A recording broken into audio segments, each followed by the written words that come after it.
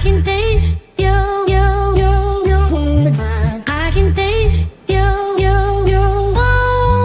I can taste your words. I can taste your I can taste your words. I can taste your I can taste your words. I can taste your Hello and good evening, everyone. I'm Katie McManus, business strategist and money mindset coach, coming to you live to talk about how to go live. And actually, hold on, I'm screwing it up already. I got to do the thing on Instagram. Hold on. I wish StreamYard and Instagram would get along a little bit better because they do not do that. Anyway, good evening. Welcome. Tonight, I want to do a little quick training on how to go live. I don't want to gatekeep this because going live is such an incredible skill to be able to do if you're building a personal brand, if you're building a business, if you're doing any like political commentating, which I'm getting into these days. And it is just really, really powerful. I just want to say hello 2021 or 221. Amy loves Haiti. Aunt Anne Elizabeth, welcome. Hi, everyone. I am going to be doing a little Q&A at the end of this. So if you have any questions, please do put them in the chat. But I want to make sure that anyone who watches this video later just gets the content that they want and doesn't get the back and forth with me. But I really do want to dive into some real simple strategies and tactics for going live. First and foremost, I go live through StreamYard. I think it is an amazing platform. It is better than other platforms that I've used and tested. I really like StreamYard because I can go live to a bunch of different channels. So for instance, right now I'm going live to two Facebook pages, my Instagram page, YouTube, and Instagram. I could also go live to my Substack. I could also go live to X or Twitch or whatever. I'm in the process of kind of revamping those. So I'm not there yet, but I could go live to all those places. The other thing I like about StreamYard is that if I have friends, if I have people joining me, then they can also go stream to their platforms. I'm just checking, making sure everything's working. Okay, good. So yeah, like I said, I'm going to be doing Q&A at the end. If you have any questions, please do pop them in the chat. But let's dive into this. Okay, so first and foremost, let's talk about how scary it is to go live. The first few times you do this, it's going to be horrifying. Okay. You are going to panic. You're going to be sweating. You're going to be so nervous. And I don't want you feeling like if you start a live and you get nervous and you're sweating and you make mistakes, like you're fucking it up. You are not. Okay. I want you to just have so much compassion for yourself. You are being so brave. This is a scary thing to do, to like sit down in front of a camera and in real time speak to whoever is out there who's watching you. That's scary. And the fact that you are willing to do it is so incredible. The first few times I went live was a nightmare. Okay. It was super awkward. Made even more awkward by the fact that like a guy I'd been on a few dates with had like, was watching and commenting, and I was getting really nervous. You have no idea who's going to be watching. I'm even getting flushed just thinking about that moment, right? Like you have no idea who's going to be watching, and it's going to freak you out because you're going to see the numbers. You're going to see like exactly how many people are watching. And here's what I want you to remember. Even if no one's watching, people will watch later. And there will always be someone who needed to hear what you had to say that day. Okay. And it might not be that you said anything profound. It might just be that they watch your recording and they watch the live just so that they don't feel alone. Okay. That is valuable. You just being yourself at people is valuable. All right. You don't have to be perfect. I'm not wearing any makeup except some, lip gloss right now. You don't have to have perfect lighting. I have my ring light on just because, otherwise I look really like ghostly in this dark room. But you can do any kind of setup you want. You can sit on the floor with your dog. I've done that. I've actually done a live from a bathtub once while I was wearing a bathing suit. I wasn't naked. But it was live with another friend who was also in a bathtub. It was very fun. We were talking about doing things that are outside your comfort zone. you're going to make mistakes. You're going to stutter. You're going to stammer. You're going to say the wrong word. You're going to start down tracks and forget where you're going with it. That happens. And what it does is it tells everyone that you're human. Okay. And especially in a world where we're seeing more and more airbrushed AI versions of people, it is so refreshing to see someone occasionally making a mistake. I know when I get nervous, I stutter a little bit, I stammer, I tumble over my words a little bit. It happens. And no one's going to think that you're less professional, that you're less educated, that there's anything wrong with you. They're just going to think, oh, wow, this person's being so brave. They're going live right now and making a couple of mistakes along the way. Also, just remember, you own the channels. You have full ownership and autonomy around if they stay up. You can always go and delete everything. Okay. This is your interweb. You have the power here. But I urge you to not delete anything, to go live, to have it saved, on YouTube, on LinkedIn, and go back a few months later after you've done it more consistently, and just see the progress you've made. Okay. It's really easy to think you just suck and you suck and you suck and you suck, without going back to see your very first time versus your 40th time. Okay. You will be shocked how much you improve. So let's kind of dive into it. There are three main things that I think people get really hung up on when they think about going live. And I really want to go into them all and have enough time. And I want to make this quick so anyone who's watching this isn't going to take their whole evening to watch it. And like I said, I'm going to have Q&A at the end of this. So if you have any questions, then please pop them in the chat. And hi, everyone over on Instagram. Thank you. But yeah, if you have any questions, then please pop them in the chat. I will answer questions at the end of this. Okay. So first and foremost, what the fuck are you talking about? Right? Like if you're going live, and I've done stints where I went live every single day for like 30 days. Okay. And let me tell you, there are days in there that you're just feeling tapped. Okay. What I always recommend people do is, especially if you're going live about something that you do work in, just think of a topic that you were talking about that day. Okay. So for instance, today I had a call with a client and I trained them on sales, and I could go into a whole bunch of stuff without identifying them, without saying anything that was, confidential in that call. I could go into like the top 3 fears that people have when they start selling their own services. Okay. That's a conversation I had today. It's top of mind. It is really fresh for me. I could also talk about stuff that's going on in the news. I could talk about going live because that was a conversation that I had with a group of colleagues today. Anything is game, literally anything. And here's what I want you to remember is you do not need to solve problems in your live. Okay. Here I'm doing a training live. This is not normally what I do.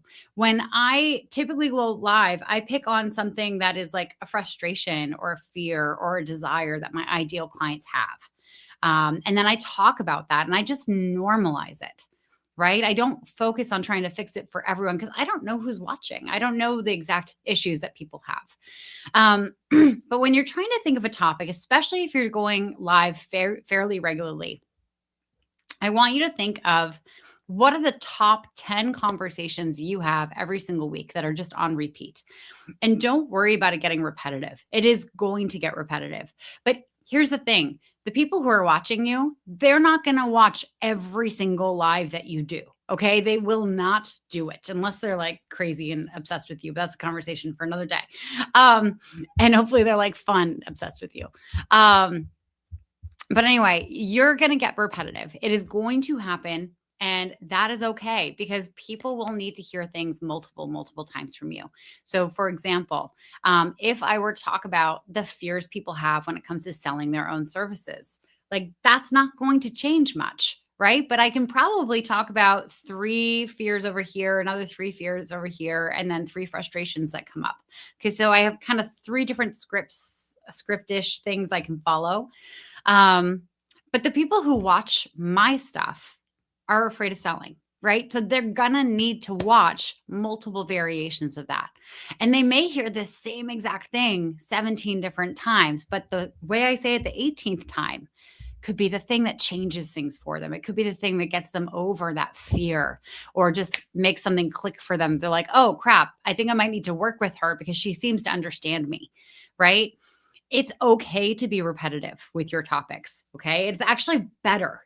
When we think about building our own personal brand and doing marketing for ourselves, it's really tempting to think about, okay, well, I have to come up with a gazillion different new things to say. And that's actually the last thing you want to do. You want to come up with the same like 2 or 3 things that you're going to say on repeat over and over and over. And you just want to say them in slightly different ways every single time. Okay. It is okay for that to be repetitive, right? Because the more you talk about these topics, the more people will get to know you as a person who is the specialist in that thing. Okay. So don't worry about getting repetitive. It is actually a huge, huge bonus if you can talk about the same thing over and over again. And hi, everyone over on Instagram. And if you're just joining, if you have any questions about going live, please do pop them in the comments. I will be looking at those and answering them at the end of this. Okay, so again, don't overthink your topics. Some tips that I like playing with, or some things that I liked playing with when I'm trying to figure out topics. Honestly, I'm a big tarot card girly. So I might pull a card and I'll just do this right here. I have no idea what card is going to come up. Okay. Of course, I would pick this card on a live. I got the card Orgasm. Wonderful. Love that. Number 29, trust your body, elevate your spirit, open the gates to your renewal. Okay. So if I were coming up with a topic that had to do with like starting a business or going and running for office, I might talk about how like trust that your body knows what's right. Like trust your instincts. Like if you feel a desire to start a business or to run for office or to get involved in your community in some way, shape, or form, because you know that you have the power to change things, don't wait for someone else to give you that nod. Okay. You know it in your body, in your meat suit. Like your meat suit has that knowledge and it's never going to lead you wrong. And an orgasm never hurts. So there you go.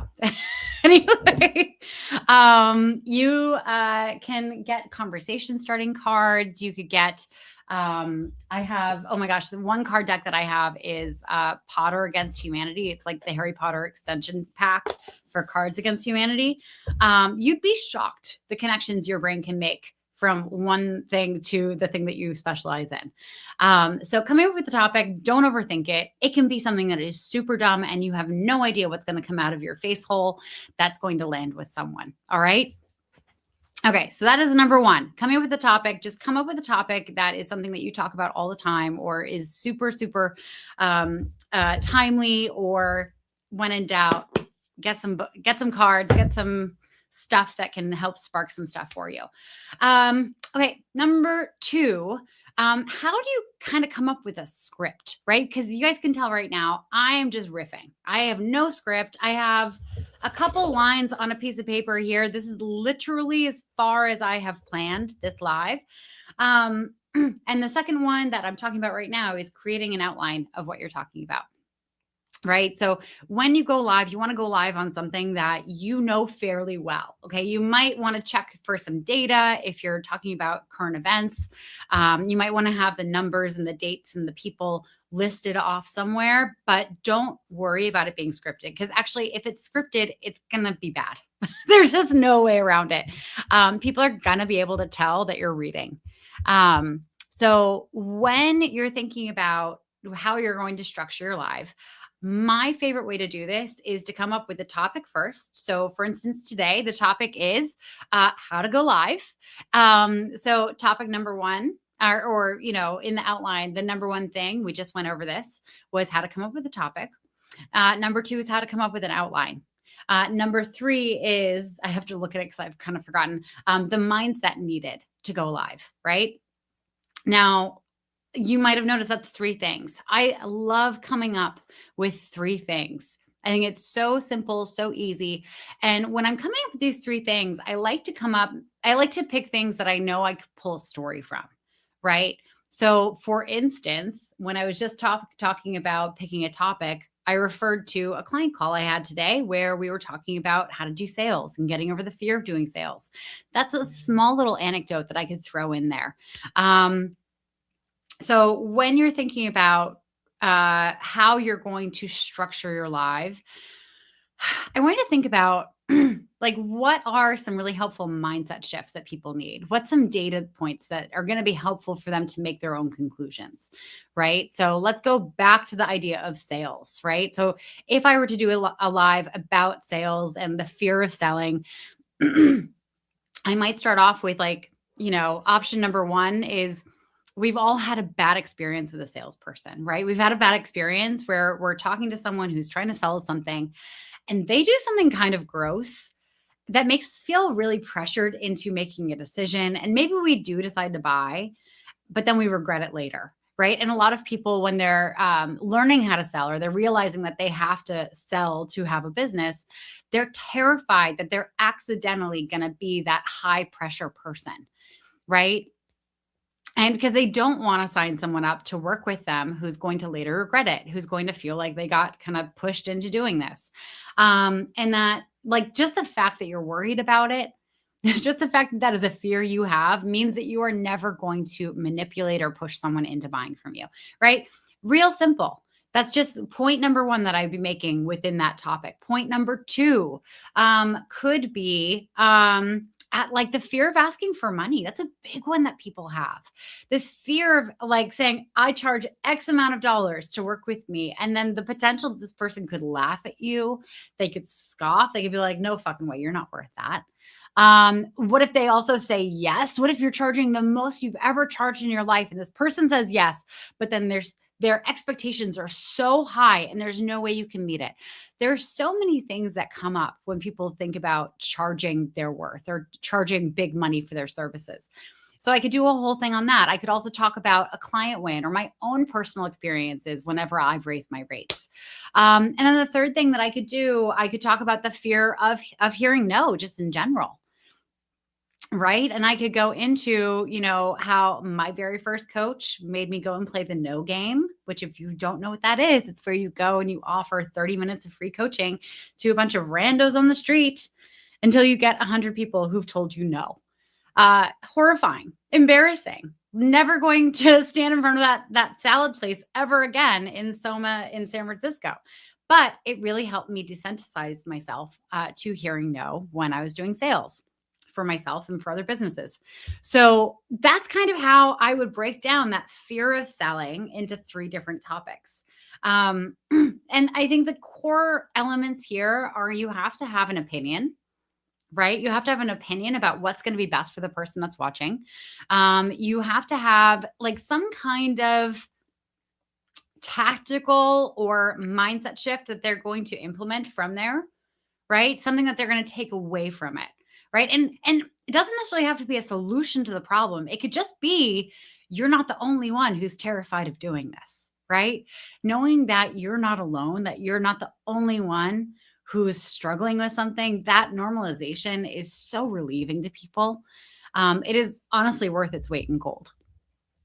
And then finally, make sure that you have some anecdotes or some stories that you can kind of tag in there, right? Because if you start talking and you realize, oh, well, that only took like 30 seconds to explain, and you want to do a live for a half hour, you have a lot of time to fill. You want to make sure that you can kind of like plug in some stories that help you prove your point. And it could be client stories. It could be anecdotal things you saw in the news, stories from childhood. It could be literally anything. It could even be metaphors. You can make up a story. I have a lot of fun with that. So yeah, when you come up with an outline, just come up with like 3 main themes that you're going to touch upon.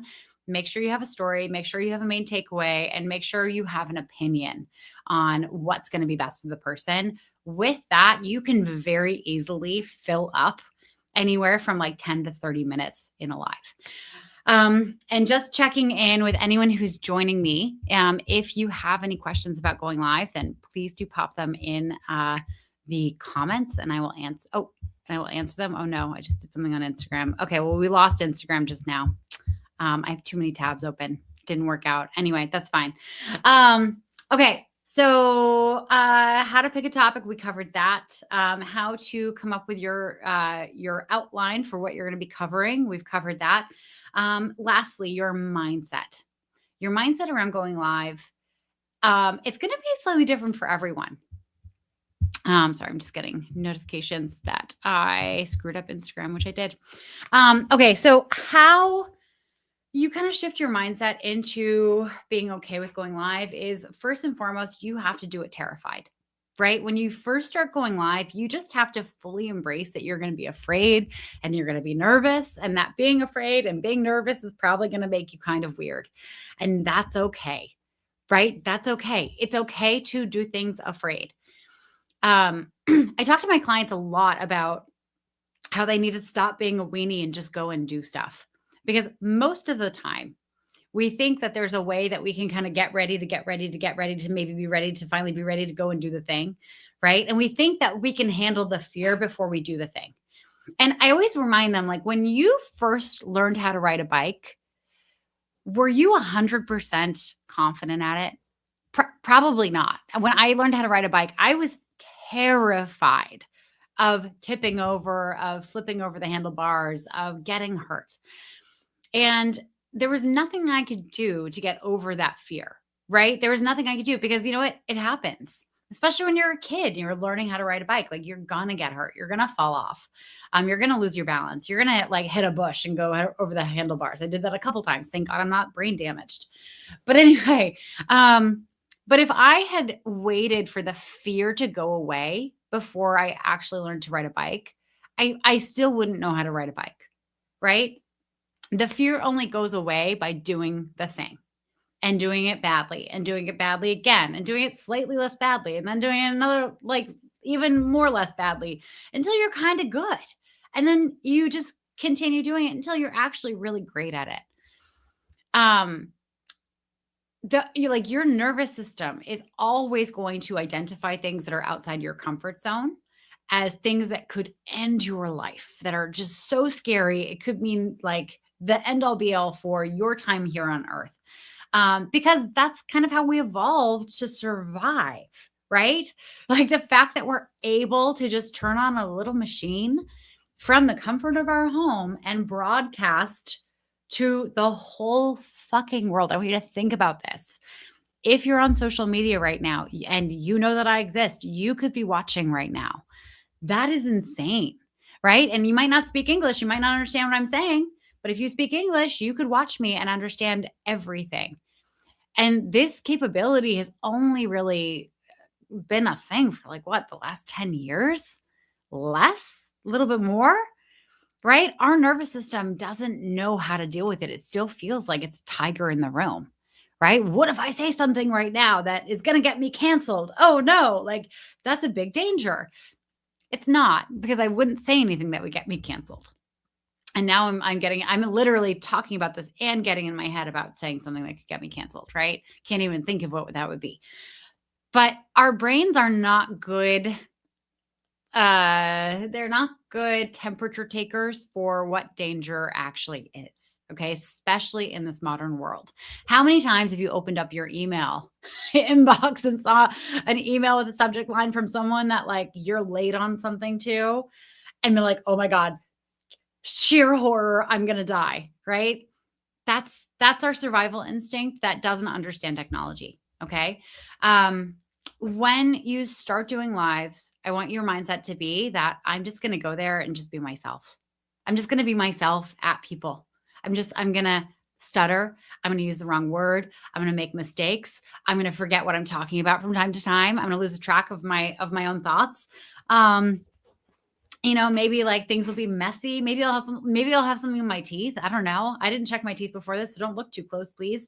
Go into it just expecting, just be yourself, right? Like, you don't script yourself before you go out and have coffee with friends, right?